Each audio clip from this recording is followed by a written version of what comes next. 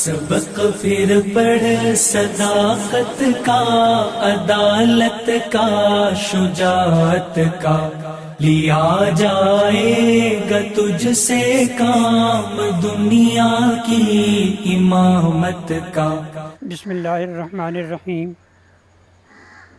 ناظرین کرام، ہم نے اپنی پہلی گفتگو میں یہ ذکر کیا تھا کہ علامہ اقبال کو غیر معمولی پذیرائی حاصل ہوئی، اپنے ملک میں بھی اور بیرون ملک بھی۔ علامہ اقبال صرف شاعر نہیں، مفکر بھی تھے، اور ان کے افکار و نظریات کے بہت سے پہلو ہیں۔ لیکن اس سے پہلے کہ ہم ان کے افکار اور ان کے فلسفے اور ان کے نظریات کی کچھ وضاحت کریں، یہ دیکھنا ضروری ہے کہ اقبال کو یہ جو قبول عام حاصل ہوا، اس کی کیا وجہ تھی۔ یہ تو معلوم ہے کہ علامہ اقبال 9 نومبر کو 1877 کو پیدا ہوئے۔ روایت یہ ہے کہ اس وقت جو علامہ اقبال کے والد شیخ نور محمد تھے، ان کی عمر تقریباً 40 سال تھی۔ تو ایک روز انہوں نے ایک خواب دیکھا۔ وہ دیکھتے ہیں کہ ایک وسیع میدان ہے اور اس میں بہت سے لوگ جمع ہیں، اور اوپر ایک خوبصورت پرندہ اڑ رہا ہے۔ ایک روایت میں ہے کہ ایک سفید کبوتر اڑ رہا ہے، اور وہ اتنا خوبصورت اور اتنا دلکش ہے کہ ہر آدمی اس کو پکڑنے کی کوشش کر رہا ہے۔ وہ کبھی نیچے آتا ہے، کبھی اوپر جاتا ہے، تو ہر ایک کی خواہش ہے کہ میں اسے پکڑ لوں۔ قدرتی طور پر شیخ نور محمد بھی چاہتے تھے۔ تو اچانک وہ پرندہ نیچے آیا اور شیخ نور محمد کی گود میں آن گرا۔ اس کے بعد خواب ختم ہو گیا۔ تو چند روز کے بعد علامہ اقبال کی ولادت ہوئی۔ یہ گویا اس خواب کی تعبیر تھی جو انہوں نے دیکھا تھا۔ شیخ نور محمد اگرچہ ان پڑھ تھے، علامہ اقبال کے والد، لیکن انہوں نے قلب سلیم پایا تھا۔ قرآن پڑھا اور قرآن کو پڑھتے پڑھتے اردو بھی پڑھنے لگے۔ کچھ تصوف سے دلچسپی تھی، تصوف کی کئی کتابوں کو دیکھا۔ پھر یہ کہ اپنی عملی زندگی میں وہ خدمت خلق کے راستے پر کاربند تھے۔ دیانت اور شرافت اور کسب حلال ان کی شخصیت کے نمایاں عنوان تھے۔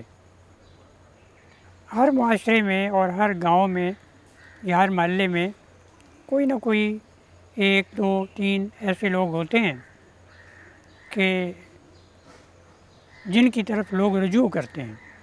ان کی دیانت، ان کی امانت اور ان کی بھلائی، ان کی نرم دلی اور ہمدردی کے لوگ قائل ہوتے ہیں، اس وجہ سے ان کی طرف رجوع کرتے ہیں۔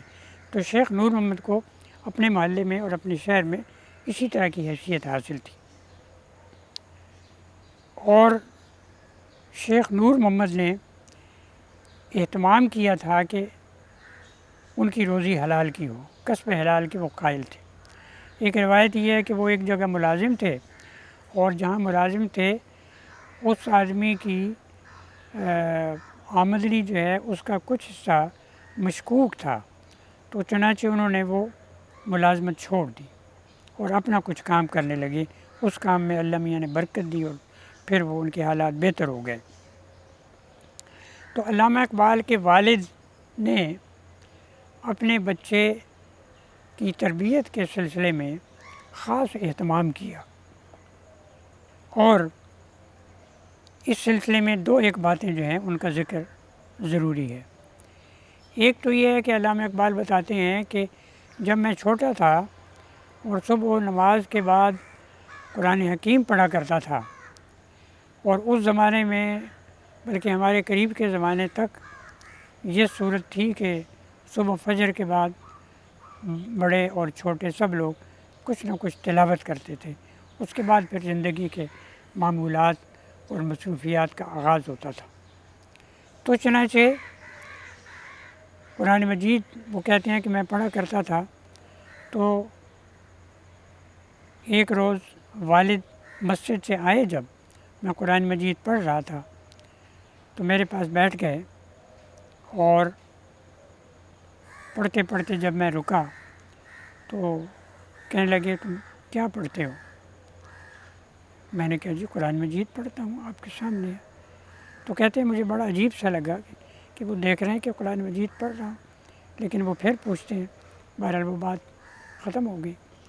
اس کے بعد پھر آئے چند دن کے بعد اور کہا کہ بیٹا میں تمہیں ایک بات بتاؤں گا۔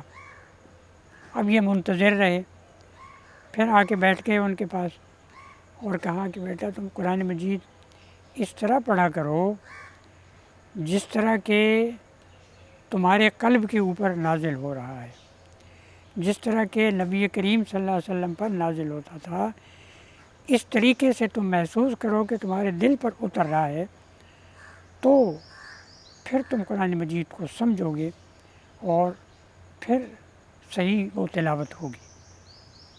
اور یہ وہ مشہور واقعہ ہے، اسی کو انہوں نے بہت بعد میں پھر تیرے ضمیر پہ نہ ہو جب تک نزول کتاب، گرا کشا ہے نہ راضی نہ صاحب کشاف، کہ جب تک تم اپنے دل کی آنکھوں سے قرآن مجید کو نہیں پڑھو گے تو یہ جو مختلف تفسیریں ہیں بڑی بڑی، ان تفسیروں سے، محض تفسیروں سے قرآن مجید سمجھ میں آنے والا نہیں ہے۔ اسی طرح ایک اور واقعہ بھی بڑا دلچسپ ہے، اور وہ یہ ہے کہ یہ ان کے لڑکپن کا واقعہ ہے، اقبال کے لڑکپن کا۔ گھر میں بیٹھے ہوئے تو صبح کا وقت تھا، شاید کھانے کا وقت تھا، تو ایک بھکاری بھیک مانگتا ہوا آیا اور دروازے پر اس نے صدا لگائی کہ خدا کے نام پر کچھ دے دو۔ تو یہ اٹھے اقبال، باہر گئے اور اس کو ڈانٹا اور اس کو ایسے کیا، تو اس کے کشکول تھا اس کے ہاتھ میں، اس میں کچھ سامان تھا کھانے پینے کا، وہ گر گیا۔ تو شیخ نور محمد یہ دیکھ کر بہت افسردہ ہوئے اور ان کی آنکھوں میں آنسو آ گئے،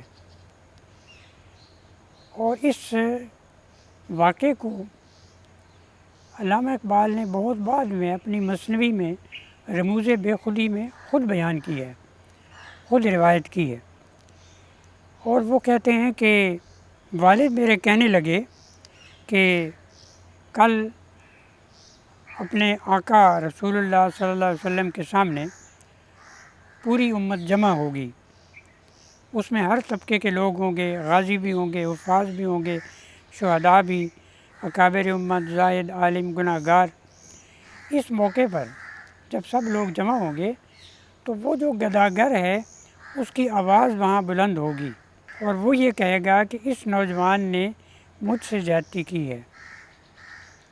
تو نبی کریم صلی اللہ علیہ وسلم مجھ سے یہ پوچھیں گے، یعنی شیخ نور محمد سے پوچھیں گے کہ ایک نوجوان تیرے سپرد کیا تھا تاکہ تو اسے صحیح تعلیم و تربیت دے، لیکن اس نوجوان نے میری ادبگاہ سے کوئی سبق حاصل نہ کیا۔ تو حضور فرمائیں گے کہ اے شخص، یہ اتنا سا کام بھی تجھ سے نہ ہو سکا، ایک تودہ مٹی کو تو آدمی نہیں بنا سکا، یعنی انسان مٹی کا بنا ہوا ہے تو اس کو صحیح معنوں میں آدمی نہیں بنا سکا۔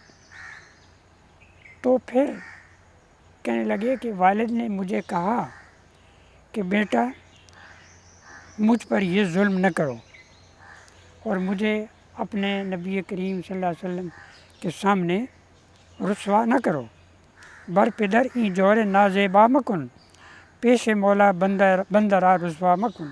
تو اقبال نے اس سے بہت سبق سیکھا، اور پھر اس کے بعد ان کی زندگی جو ہے وہ ایک خاص طریقے پر چل پڑی، اور اس کے بعد وہ آگے پہنچے۔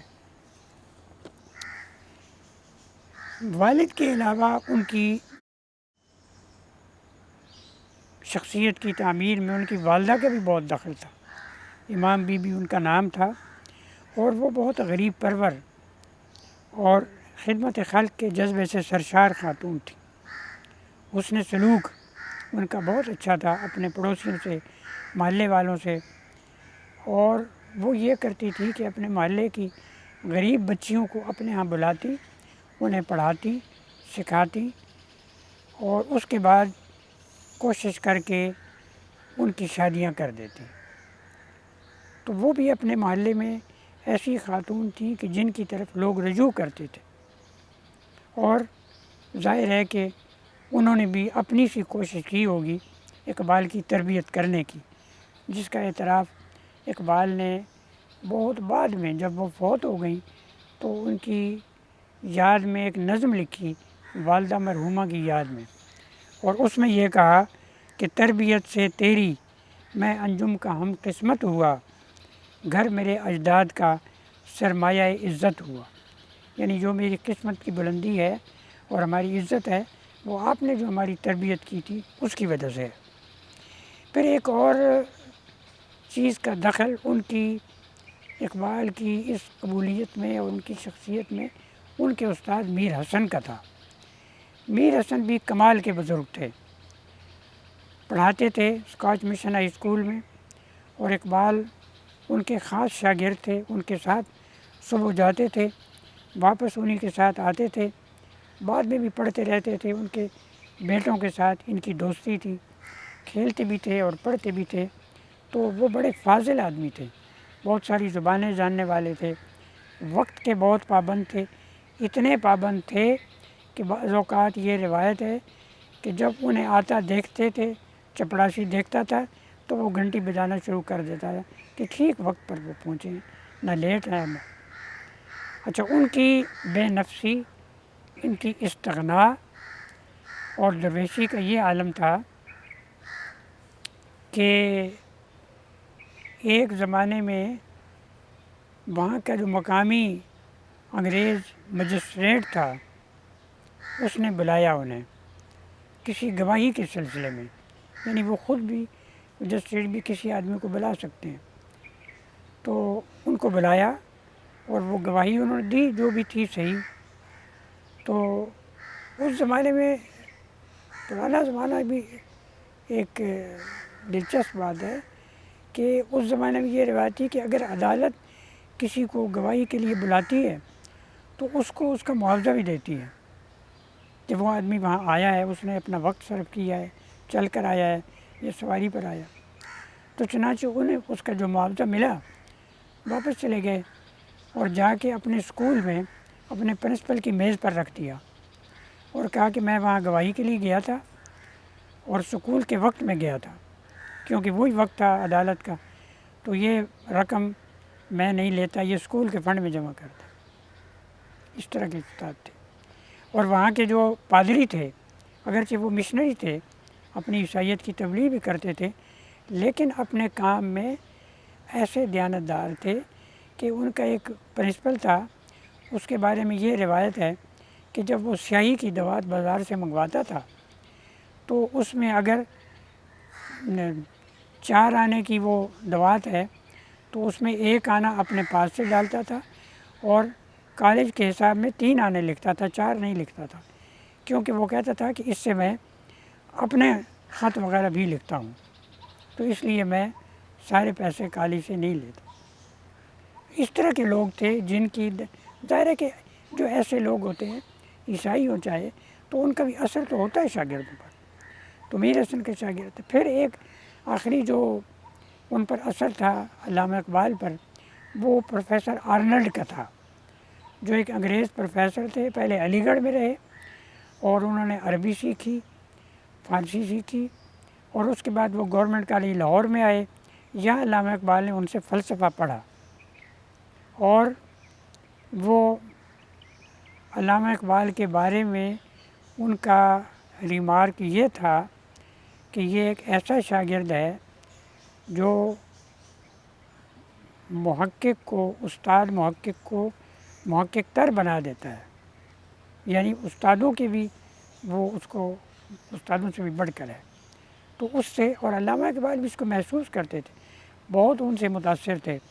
اور چنانچہ جب وہ یہاں سے جانے لگے 1904 میں, تو علامہ نے ایک نظم لکھی نالہ فراق, اور اس میں یہ کہا کہ میں توڑ کر پہنچوں گا پنجاب کی زنجیر کو, کہ پنجاب نے ایک زنجیر لگائی ہے, میں اس کو توڑ کر آپ کے پیچھے پیچھے آؤں گا حصول علم کے لیے. اور پھر وہ گئے اور وہاں بھی آرنلڈ نے ان کی رہنمائی کی, اور اس کے بعد کامیاب ہو کر واپس آئے. تو اس طریقے سے علامہ اقبال کی شخصیت کی تعمیر میں اور ان کے قبول عام میں اور ان کی عظمت میں بہت سی چیزوں کا دخل ہے. تو کچھ ان کی زندگی کے 2-1 باتیں اور ہیں جن کا ذکر ہم انشاءاللہ آئندہ گفتگو میں کریں گے. سبق پھر پڑھ صداقت کا, عدالت کا, شجاعت کا, لیا جائے گا تجھ سے کام دنیا کی امامت کا.